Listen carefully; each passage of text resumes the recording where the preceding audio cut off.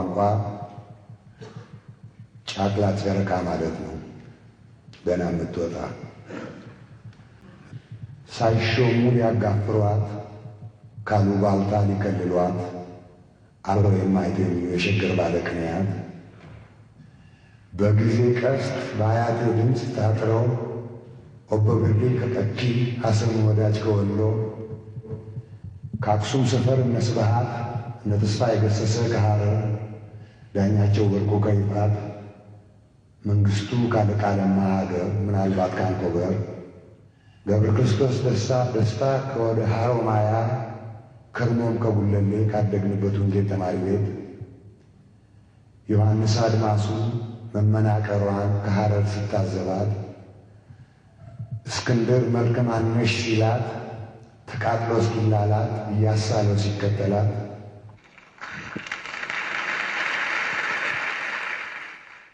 ከማንም ገጣሚ እኩል ነው። ከሼክስፒር ብትል ከኪትስ ብትል ከባይረን ብትል አማርኛ ለሚያውቅ ሰው በአማርኛ ላነበበው ሰው ድንቅ ገጣሚ ነው። የምትወድ ከሆነ ግጥም አለዚያ ግን ትርጉም ፍለጋ ምን አግቦ ማንን ለመንካት ነው ምናምን እያልክ ከሆነ ግን አይገባህም የሰለሞን ግጥም። ብዙ ሰው ግን የሱም ግጥሞች በጣም አስቸጋሪ ነው፣ ቋንቋውም ሂደቱም ሁሉ የሚገባ አይደለም ነው የሚሉት።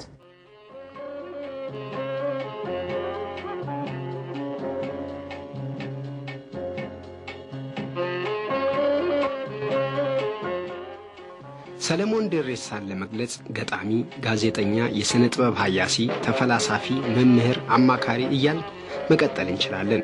ከ30 ዓመት በፊት ባወጣው ልጅነት በተባለ አፈንጋይ ዘይቤ በነበረው የግጥም መድበሉ ምክንያት ለበርካቶች ገጣሚነቱ ይጎላል። ይህ ስሙን የተከለበት መድበል በወቅቱ ብዙ አወዛግቧል። ልጅነት እንደወጣ ጊዜ የጻፍኩት ትዝ ይለኛል። ሂስ ጽፌያለሁ ወይም ሪቪው ተጭቻለሁ በጋዜጣ ላይ እና ይሄ ያን ጊዜ ኮልድ ወሩ እና አንጃቦብን ነበረና የአቶሚክ ቦምብ ፈንድቶ ስለነበረ ሁለተኛው ዓለም ጦርነት እና እንደገና ደግሞ ፈንድቶ ይሄንን የነበረውን ስልጣኔም ሊያጠፋ ነው ብለን የምንፈራበት ዘመን ነበርና ይሄ ጭንቀት የወለደው ጽሁፍ ነው ብዬ ተጭቼ ነበር። ስሜት አይሰጠው ደሞ እኮ ያውቃል አስቀድሞ ብዙ ሰው እንደማይቀበልለት አዲስ አይነት ነው አጻጻፉ። የበፊት እኮ የወል ግጥም የምትባል ሁለት ቤት የምትመጣለች አይደል? እሷ ናት የድሮ ግጥም እና ሰምና ወርቅ አላት። የሱ እንደዛ አይደለም። ዝም ብሎ እንደ በገና የበገና ግጥሞች አሉ። እንደሱ አይነት ነው። ከልብ ዝም ብሎ ይመጣል ይጻፋል። እነዛ ሂሶች ምናልባትም ባልታሰበ መንገድ ለደራሲው የገጣሚነት ማረጋገጫ ቡራኪዎች ነበሩ። ከዛ በፊት በጋዜጠኝነቱ የሚታወቀው ሰለሞን የአዲስ የግጥም ስልት መሪ ለመሆን በቅቷል። መጀመሪያ የገጠምኩትን ግጥም አስታውሳለሁ። 10 ሳንቲም ተከፍዬ የፍቅር ግጥም ነው የገጠምኩት። አዲስ አበባ ፍቅር ለያዛት ወጣት። ከዚያ በኋላ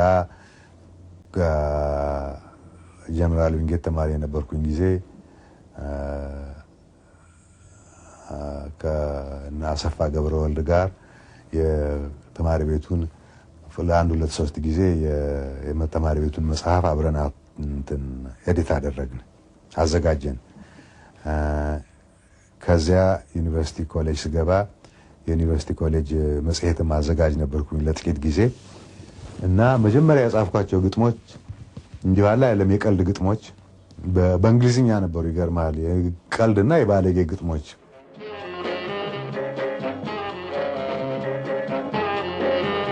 ሰለሞን የተወለደው የምዕራብ ወለጋ ዞን መናገሻ ከሆነችው ጊምቢ ብዙም በማትርቀው ጩታ በተባለች መንደር ነው። ወደ በኋላው ግጥም የጻፈላትን የትውልድ መንደሩን የለቀቀው ገና በ4 ዓመቱ ነው። አዲስ አበባ ከመጣ በኋላ ዘመዶቹ ወደ ትምህርት ቤት ላኩት። ሆኖም ግን ትምህርት አልገባ ብሎታል በሚል የተለያዩ ትምህርት ቤቶች ተልኳል። ተፈሪ መኮንን፣ መድኃኔዓለምና ዊንጌት እሱ ከተማረባቸው የሚጠቀሱ ናቸው። የማንበብ ፍላጎቴ የመጣው በእውነቱ ሰነፍ ተማሪ ስለነበርኩኝ ነው። ክፍል ውስጥ ቁጭ ብዬ በደንብ መማር ሁሌም ምንም ጊዜ በጣም ቀንቶኛ አያውቅም እና እቺን በተርም መጨረሻና በአመት መጨረሻ የሚፈትኗትን ፈተና ማለፍ ማለት አይደለም። እሱ አንድ ነገር ነው። መምህርህ የሚያስተምርህን ነገር መማር ሌላ ነገር ነው። መማር ለትምህርት አእምሮዬ ክፍት አልነበረም፣ ግን ሁሉ ጊዜ ጥያቄ ነበረኝ። ማወቅ ፈልግ ነበረ። እንግዲህ ለማወቅ ወይ ከመጀመሪያውን አዋቂ ሆነ ትወለዳለህ፣ እሱ የኔ ፈንታ አልነበረም። ወይ ደግሞ ከሚያውቅ ሰው ሄደህ ትማራለህ፣ እሱም ይቸግረኛል አልኩ። ደግሞ ማወቅ ፈልግ ነበረ። ጥያቄ ማአት ነበረኝ፣ ጉጉት ነበረኝ። የት ልሂድ? የግድ መጽሐፍ ማንበብ እና አሁን እስከ ዛሬም ድረስ እኔ ጥሩ አንባቢ አይደለሁም። በጣም ዝግ ብዬ ነው የማነበው። አብዛኛው እሱ ነው። ሌላውን ችግር እንኳን የለብኝ፣ ዝግ ብዬ ነው የማነበው። ግን የሚገርመኝ ነገር ከብዙ ከማውቀው ሰው ጋር ሳስተያይ እኔ ምናልባት የአብዛኛውን ሰው 2-3 ጊዜ ያህል መጽሐፍ አንብቤያለሁ። እስካሁንም ድረስ የኔን ያህል ካላነበቡ ሰዎች ጋር እኩል አላነብም። እንግዲህ ማንበብ ወድጄ አይደለም ለማለት ነው። ምርጫ አልነበረኝም። ጉጉት ካለህ ከራበህ ባይዋጥልህም እንደምንም ጉሮሮህን እያመመህ ቀስ ቀስ ብለህ የምትችላትን ትውጥ የለም። የኔ ንባብ እንደሱ ነው። ሰነፍ የተባለው ተማሪ ግን ዩኒቨርሲቲ የገባው ገና በ16 ዓመቱ እንደነበር ይናገራል። ሰለሞን በአዲስ አበባ ዩኒቨርሲቲ ቆይታው ስነ ጽሑፍና ፍልስፍና ተምሯል። ሆኖም ግን ዲግሪውን ሳያገኝ ነው ከዩኒቨርሲቲ የወጣው። በዚህ ወቅት ለጥቂት ጊዜያት በኢትዮጵያ ሬዲዮ የእንግሊዝኛ ዜና አንባቢ ሆኖ አገልግሏል። ብዙም ሳይቆይ ግን የትምህርት ዕድል አግኝቶ ወደ ፈረንሳይ ይጓዛል። ምናልባትም የወደፊት ሕይወቱና አስተሳሰቡ ላይ ጉልህ ተጽዕኖ ካሳደሩበት መካከል ይህ የፈረንሳይ ኑሮ አንዱ ነው። ቱሉዝ በተባለች በደቡብ ፈረንሳይ በምትገኝ ከተማ ይማር የነበረው ሰለሞን ብዙውን ጊዜ አውሮፓና ፓሪስን በመጎብኘት ያሳልፍ ነበር። ፈረንሳይ ውስጥ እነ ጄምስ ቦልድዊንና ቼስተር ሃይምስን ከመሳሰሉ ታላላቅ የአሜሪካ ደራሲያን ጋር መዋሉ፣ ከጃዝ ሙዚቀኞችና ከሰዓሊያን ጋር ሐሳብ መለዋወጡ፣ የተለያዩ ሙዚየሞችና ጋለሪዎችን መጎብኘቱ የሥነ ጥበብ ግንዛቤውን በማዳበር በኩል እገዛ አድርጎለታል። ሰለሞን የሥነ ጽሑፉን ያህል ጥሩ የሥነ ጥበብ ሀያሲ ነው። በሀገራችን ከሟቹ የሥነ ጥበብ ሀያሲ ስዩም ወልዴ ሌላ የሚጠቀስ የዘርፉ ባለሙያ መሆኑ ይነገራል። የታሪክ፣ የስዕል ታሪክ፣ የቅርጻ ቅርጽ ታሪክ፣ የአርኪቴክቸር ታሪክ ማንበብ ጀመርኩኝ። ፈረንሳይ ሀገር ትንሽ እንደሰነበትኩኝ ከእስክንድር ቦጎሲያን የሰዓሊው ከሱ ጋር ተገናኘን። የእሱን ስዕል መጀመሪያ ሳይ እኔም ትንሽ መካከል ነበር። ለካ ስዕል እንደዚህ ነው የሚሰራው፣ የኔ እዚህ ውስጥ አይገባም ብዬ ተውኩት እና ከሱ ጋር ወዳጆችን ሲያደግ አየሁት እሱን። ሰለሞን ፈረንሳይን የለቀቀው ሰዓሊ ጓደኛው እስክንድር ቦጎሲያን አሜሪካን ውስጥ ሊያገባ ስለነበር ሚዜ ለመሆን ወደዛ በማቅናቱ ነው። ከዛ በኋላ ወደ አውሮፓ አልተመለሰም። በዩናይትድ ስቴትስ ቆይታው ከልኳንዳ ጀምሮ እስከ ተባበሩት መንግስታት ድርጅት ባሉት ቦታዎች ሰርቷል። እዛ ያለ የኢትዮጵያ ሬዲዮ ላወጣው ክፍት የሥራ ቦታ ተወዳድሮ በማለፉ ወደ ሀገሩ ተመልሶ እንደገና ኢትዮጵያ ሬዲዮ ተቀጥሯል። በስራው በጣም ጥንቁቅ ነው። ደግሞ እኔ ራሴ ትዝ የሚለኝ ብቻ ሳይሆን የማደንቀው እኛ አሁን ስንጽፍ ወይ አንዳንድ ነገር ስክሪፕት ስንጽፍ ወይ ሙዚቃ ማስታወቅ ምናምን ቢሆን ስንል ሰርዘን ደልዘን ምን ብለን ነው የምንሰራው? አንድ ሰዓት ትደለዝ፣ አንድ ሰዓት ትሰረዝ፣ ግጥም ቆቆጭ አድርጎ መስመሩ እንዲህ ሳትል በቆንጆ ጽሑፍ ይጽፍ ነበር። አይምሮ ይታየኛል። ያ አሁን ወረቀት ጽፎ ወይም ቁጭ ብሎ ሲጽፍ ቅርታ የሚታየኝ ነገር ብዙ ሰዎች እንደዚህ አይነት ስጦታ የለም። በኢትዮጵያ ሬዲዮና ቴሌቪዥን በፕሮግራም አዘጋጅነትና በልዩ ልዩ የኃላፊነት ደረጃዎች ሰርቷል። ወደ መጨረሻው የኢትዮጵያ ሬዲዮና ቴሌቪዥን ምክትል ስራ አስኪያጅ እስከመሆን ደርሷል። እሱ ግን የተለየ ጠባይ የነበረው በዚህ በኃላፊነቱ ለምሳሌ ሰው ሲያጠፋ አለቃ ሆኖ ይቆጣሉ ብዙ ጊዜ አለቆች። እሱ ልዩነቱ እዚህ ላይ ነው። እስከዛሬ ድረስም ትዝ ሲለኝ የማከብረው ጥፋት ሲያገኝ ወይ ፕሮግራም ተሰርቶ ስህተት ሲያገኝ አይቆጣም። ያችን ግሩም አድርጎ ለሰራው የፕሮግራሙ ሰራተኛ ምንም ቋንቋ ይሁን ምንም ደረጃ ይሁን አስተምሮ ነው የሚለቀው። ይሄ ስህተት እንዲህ ስለሆነ ነው፣ እንዲህ ብታደርግ የተሻለ ነበር፣ ለወደፊቱ እንዲህ ብታደርግ ብሎ ትምህርት ሰጥቶ የፕሮዳክሽን ብቻ ሳይሆን የቋንቋውን እንዲሁ ደስ ብሎ ነው የምትወጣው ወይም ደስ ብሏት ነው የምትወጣው አንድ ፕሮግራም ሰራተኛ እንጂ ተናዶ ተቆጥቶ ደሞዝ መቁረጥ ምን አይነት ጠባይ ስላልነበረ በጣም አከብረው ነበር። ሰለሞን የጋዜጠኝነትና የሥነ ጽሑፍ ችሎታውን ይበልጥ ያስመሰክረው ከ1950ዎቹ መጨረሻ ጀምሮ አዲስ ሪፖርተርና ኢትዮጵያን ኦብዘርቨር በተባሉ የእንግሊዝኛ መጽሔቶችና ምንንን በመሳሰሉ የአማርኛና የእንግሊዝኛ ህትመቶች ላይ በሚያሰፍራቸው መጣጥፎች ነው። በእንግሊዝኛ መጽሐፍ እንዴት ነው የመጣው? እኔ ተዘጋጅቼ መጽሐፍ ጽፌ እዚህ ይታተማል ወይንም አርቲክል ጽፌ እዚህ ይታተማል ብዬ ተነስቼ አላውቅም። አጋጣሚ ነው። ኤዲተሮቹ ለምሳሌ ስለ ገብረ ክርስቶስ አስታውሳለሁ ኢትዮጵያን ኦብዘርቨር ውስጥ ወጥቶ ነበር። ኢትዮጵያ ኦብዘርቨር ውስጥ የወጣው እነሱ ጠይቀውኝ ነው ጻፍ ብለው። አዲስ ሪፖርተርን በዓሉ ግርማ ኤዲተር ነበረ።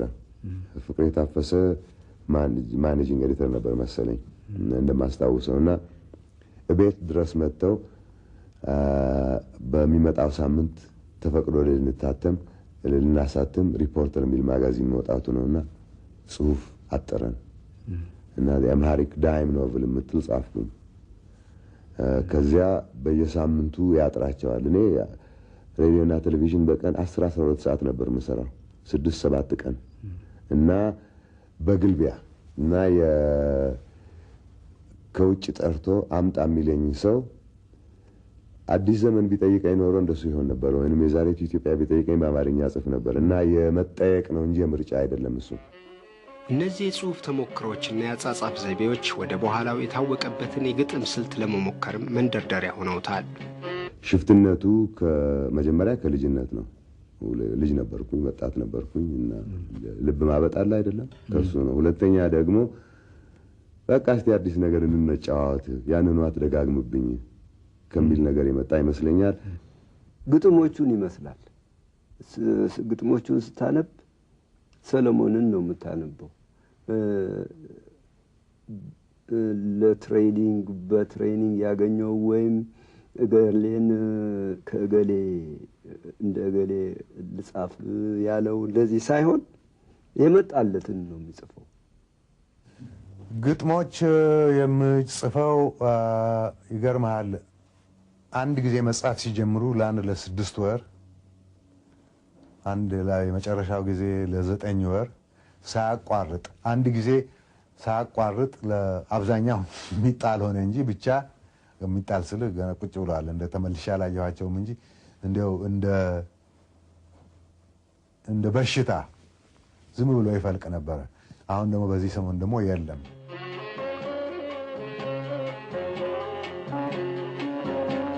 ሰለሞን በ1965 ዓመተ ምህረት ወደ ዩናይትድ ስቴትስ ይጓዛል። እዛ ያለ በሀገሪቱ የመንግስት ለውጥ ሲደረግ በነበረበት መቅረትን መርጧል። በደርግ ስርዓት ወቅት ስለ ኢትዮጵያ በመገናኛ ብዙሃን ከሚሰማው በስተቀር ሀገሩን አይቶ አያውቅም። ከደርግ ውድቀት በኋላ ግን 3 ጊዜ ሀገሩን ከመጎብኘቱም በላይ በ1991 ዓመተ ምህረት በብሔራዊ ቲያትር አዳራሽ ለአድናቂዎቹ ግጥሞቹን አንብቧል። ሰለሞን በዩናይትድ ስቴትስ መኖር ከጀመረ 30 ዓመት ሊሆነው ነው። እዛ ከስነ ጽሑፍ ይልቅ ወደ መምህርነቱ አድልቶ ነበር። እንደገና ዩኒቨርሲቲ በመግባትም በምስራቃውያን ፍልስፍናና በአሜሪካ ስነ ጽሑፍ የባችለር ዲግሪውን አግኝቷል። እሱ የመጀመሪያ ዲግሪ ብቻ ቢኖረውም ከሚያስተምራቸውና ከሚያማክራቸው መካከል የድህረ ምረቃ ተማሪዎች ይገኙበታል። ማስተማርም ሲጀምር የመጀመሪያ ማስተምራቸው ክፍል 3 ተማሪ ብቻ ነበረኝ። ቀስ እያለ ሰው እየሰማ መጨረሻ ላይ ሪዛይን ሳደርግ ማስተምረው ክፍል እኔ ነበርኩኝ ምዘጋው። የምፈልገውን ተማሪ ተቀበየ ከዚያ በላይ ቁጥር አልችልም። ምክንያቱም ፊት ለፊት ማላቆን ሰው ማስተማር አልፈልግም። እኔ ተማሪዎቼ በሙሉ ጓደኞቼ ናቸው። ተማሪዎቹ ግን የክፍል ጓደኞቹ ብቻ አይደሉም። በተለያየ ሥራ ከተሰማሩም በኋላ ይገናኛሉ። ወዳጅነታቸው ይቀጥላል። ደራሲና የማርሻል አርት ባለሙያው ማርክ ፖል በአንድ ወቅት የሰለሞን ተማሪ ነበር። አሁን ጓደኛው ነው። I remember the most with Solomon was when a woman that I'd been living with for 3 years and was deeply in love with, we broke up. ሰለሞንን ከሁሉም በላይ የማስታውሰው ለ3 ዓመታት አብሬ ከኖርኳት በጣም ከመወዳት ፍቅረኛዬ ጋር ስንለያይ በሰጠኝ ምክር ነው። በወቅቱ በሐዘን ልቤ ተሰብሮ ነበር። አንድ ቀን ግን ሰለሞን መጣና ቁርስ ጋበዘኝ። ከዛ ምን አለኝ መሰለህ፣ ምንም እንኳን ከፍቅረኛ ጋር መለያየትህ አስቸጋሪ ቢሆንም በሌላ መልኩ ስታየው ደግሞ ይህ ሁኔታ የፈጠረው ስሜት ፈጽሞ የማታገኘው የህይወት ልምድ ነው። ይህንን እድል እንደገና ላታገኘው ትችላለህ። እስኪ ከዚህ አንፃር እንኳን አይተህ ተቀበለው አለኝ። ያኔ በቃ ነገሮች ሁሉ ተገለባበጡብኝ። እሱ ጉዳዩን የተመለከተው ፈጽሞ ከማይታሰብ ማዘን ነው። በኋላ ግን ምክሩ ችግሩን እንድቋቋም አድርጎኛል። ሁሌም ለየት ያለ ነገር የሚፈጥረው ሰለሞን አሁን የሚተዳደርበት ሙያ ባህሪውን ይበልጥ ይገልጸዋል። በፊት ዩኒቨርሲቲ ነበርኩኝ፣ አስተምር ነበረ። ዩኒቨርሲቲ ኦፍ ሚኒሶታ ደግሞ ሜትሮፖሊታን ስቴት ዩኒቨርሲቲ ሁለቱም ጋር አስተምር ነበረ። ከዚያ ልክ ልጄ ኮሌጅ ስትጨርስ ስትቀርብ እኔም ወጣሁኝ። ከዚያ አቤት ከዩኒቨርሲቲ ቢሮክራሲ ተለያየሁኝ። እኔ ቢሮክራሲ የሚሉት ነገር ተስማምቶኝ አያውቅም እና ምንም አይነት ምናልባት ከሞትኩ በኋላም መንግስተ ሰማይ የሚባል ቦታ እንደ ለዚያም ቢሮክራሲ ካለ እነ ጴጥሮስን እነ ጳውሎስን ማስፈቀድ ማስፈረም ምናምን ካለ እንደማይስማማኝ አውቃለሁ። እና አሁን የምሰራው ከቦታ ቦታ እየዞርኩኝ ስራ እንደተገኘ ምንድነው የሚባለው መምከር አይደለም፣ ኮቺንግ በአማርኛ ምን ይባላል? ማሰልጠን እንትን ማሰልጠንም አይደለም። ሰው መፍትሄ ፍለጋ ነው ማስተምረው። መፍትሄ ፍለጋ ነው ማስተምረው። መፍትሄ ማግኘት አላልኩም። መፍትሄ እንዴት ነው የሚፈልገው? አንዳንድ ጊዜ የሚለያዩ ጋብረው እንትን ወይ የንግድ ወይንም የጥብቅና የምናምን ሪሌሽንሺፕ ያላቸው ግንኙነት ያላቸው ሰዎች ወይንም ባልና ሚስት ሁሉ ጊዜ ፍቺ ነው። ወዳጅም ሲለያዩ እኮ ፍቺ ነው ነገሩ። አብሮ የሚሰራ ሰውም ሲለያይ ፍቺ ነው እኩል ለእኩል ከሆኑ እና እንደሱ ሲሆኑ እዚህ ሀገር እንግዲህ ገንዘቡ ትልቅ ስለሆነ ጠበቃ እናምጣ ያሉ እንደሆነ 20 ሚሊዮን ብር ያለበት ቦታ የሆነ ጠበቃው ከዚያ ላይ ቢያንስ አንድ 500,000 ዶላር ሳይመነትፍ አይገላገላቸውም። እኔ ጋር የመጡ እንደሆነ እኔ በሰዓት የምከፈለው የተወሰነ ነው። ዋጋው የነሱ የሚስማሙበት 10 ሚሊዮን ሆነ 500 ሚሊዮን ሆነ 5 ብር ሆነ የኔ ጉዳይ አይደለም። እሱ እኔ የምሰጣቸው ነገር የለም። ጆሮዬን ነው የማከራየው። ጆሮዬን ስልህ እንግዲህ የልቤን የመንፈሴንም ነው እና ይህንን ነው የምሰራው። ሰው መስማት ይችልበታል። እሱ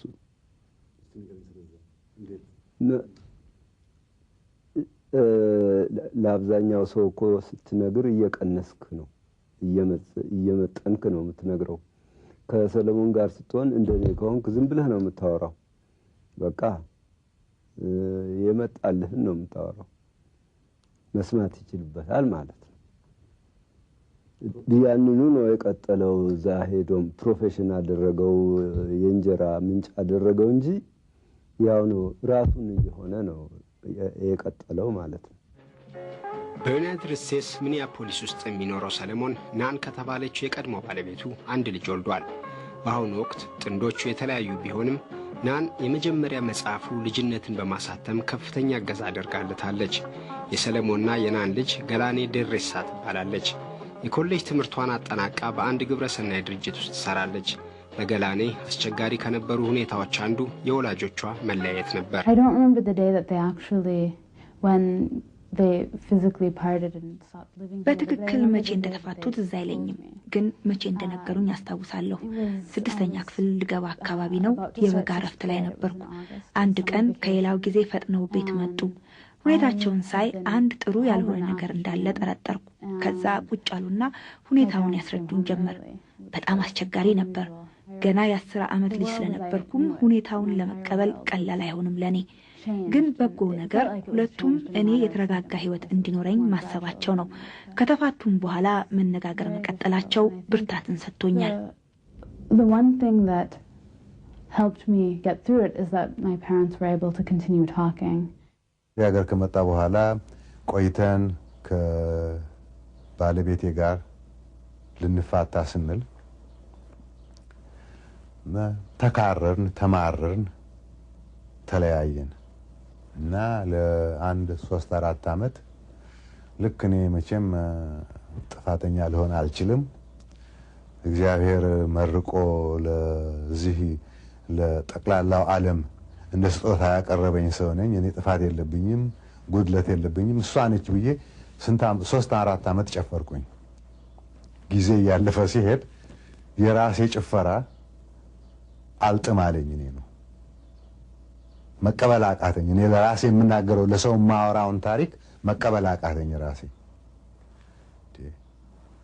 ምናልባት እኔም እዚህ ውስጥ ያጠፋሁት ነገር ይኖር ይሆን እንዴ መጀመሪያ እንዴት አድርጌ አላጠፋሁም ምንም አላጠፋሁም በፍጹም እያልኩኝ ስከራከር በኋላ አንድ ማታ ብዙ ስቃይ ውስጥ አለፍኩኝ ምሽቱን ብዙ አለቀስኩኝ መጀመሪያ ለፍቹ መስሎኝ ነበረ ቀጥሎ ለናቴ ሞት መስሎኝ ነበረ ቀጥሎ ለኢትዮጵያ መለየት መስሎኝ ነበር ከኢትዮጵያ መለየት መስሎኝ ነበረ እያለፈ ሄደ anyway ምንም መልስ ሳላገኝ መፍትሄ ሳላገኝ ተኛሁኝ ከዚያ በኋላ ተነስቼ ቀስ እያልኩኝ ሳስብ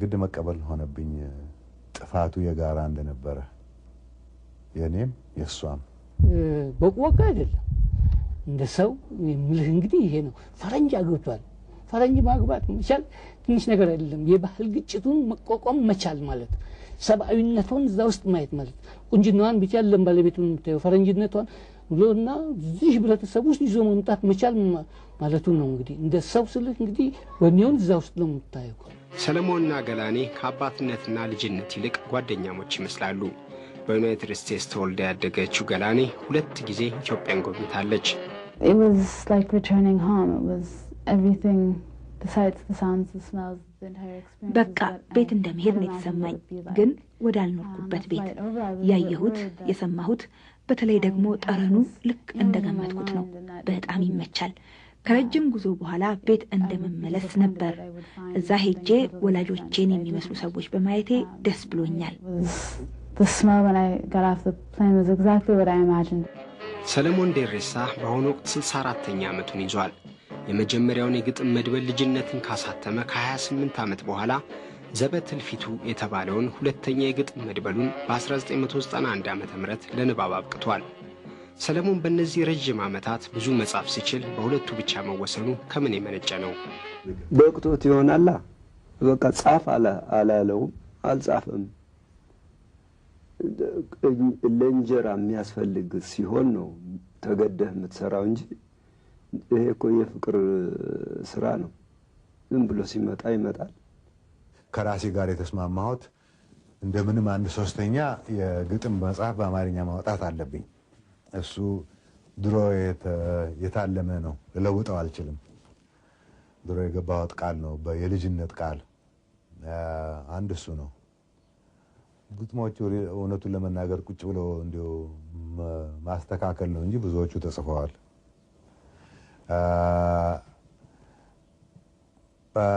ደግሞም ሌላ ምናልባት እስካሁን ድረስ ያልሞከርኩትን ነገር በአማርኛ ግጥም መሞከር እፈልጋለሁ ምናልባት ያልሞከርኩትን ምት መሞከር እፈልጋለሁ ምክንያቱም አንድ የሆነውን ነገር መደጋገሙ ለምኑ ደሞ አሁን እንደውም ሳስቦ ድሮ ለምን ብዙ አልጻፍኩኝ ብዬ ድሮ ስለ የዛሬ 5 ዓመት በጣም ይቆጨኝ ነበር አሁን ግን ሳስቦ ይበቃል ከአንድ ሰው 3 እሱንም ደግ የሆነ ነው የሚያነብልህ 3 እና እኔም ለራሴ እንደሶኛለሁ ከአንድ ጸሐፊ 3 መጽሐፍ ይበልጥ አላነብም አሁን ሶስተኛ ገና እንጠብቃለን እንደሞም ቃል ገብቶልናል አመጣለሁ ብሏል እና በህይወቴ 3 ስራዎች መጽሐፍ ማተም እንፈልገው ብሏል አሁን የልጅነትንና ዘበትልፊቱን ሰጥቶናል አሁን እንግዲህ ደግሞ መጨረሻ ላይ ያንን እንጠብቃለን እና የሰለሞን እድገት እንደዚህ ነው የልጅነት ፒሪየዱ ማለት ልጅነት ስለ የድርሰቱን አርዕስት ማለት ነው የሱን ህፃንነቱን ጊዜ ማለት ሳይሆን ልጅነትን የጻፈበት ዘመን ወቅት ይሄን ዘበትልፊቱን የደረሰበት እና አሁን መጨረሻ ላይ ደግሞ የሚያጠቃልልበትን እንጠብቃለን እና ሶስቱን አንድ ላይ በምናይበት ጊዜ ነው እንግዲህ ማንነቱን ሰለሞንን ልናውቅ የምንችለው።